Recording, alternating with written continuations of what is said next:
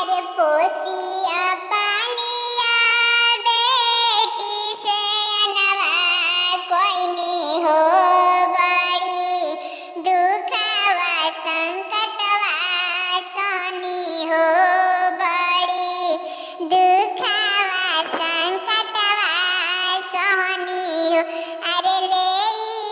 के आवे ले डोलिया कहरवा हो बीचा ही मड़वा बैठेले बीचा ही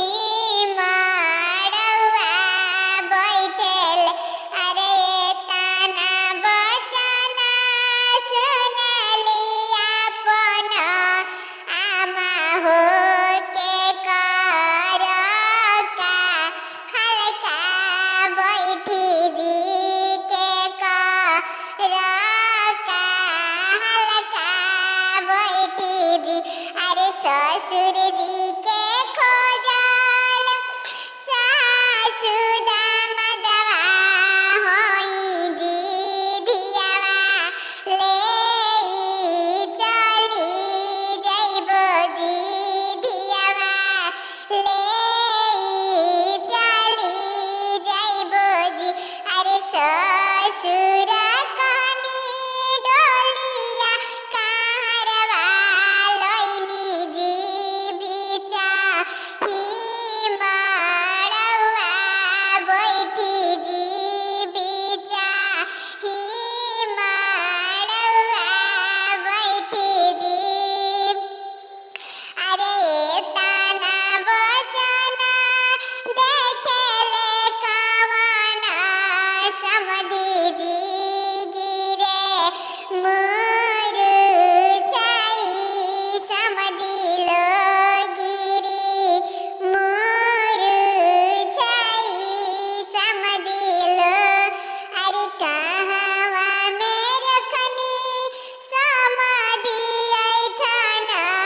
धियवा जी देखी मुरझैया गिरनी जी देखी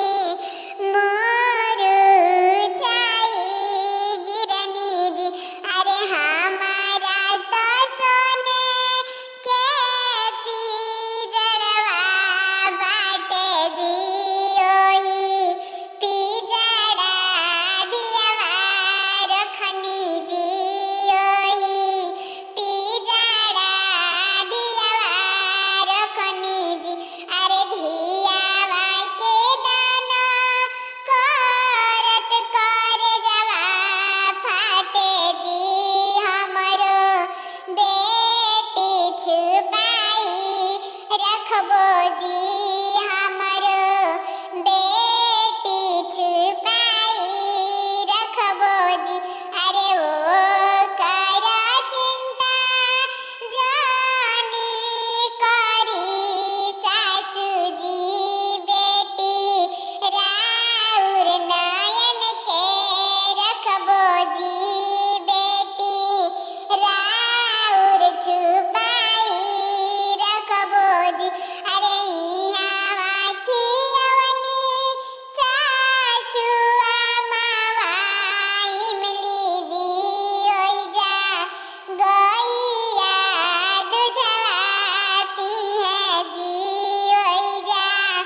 गैया दूधवा पीहे जी अरे को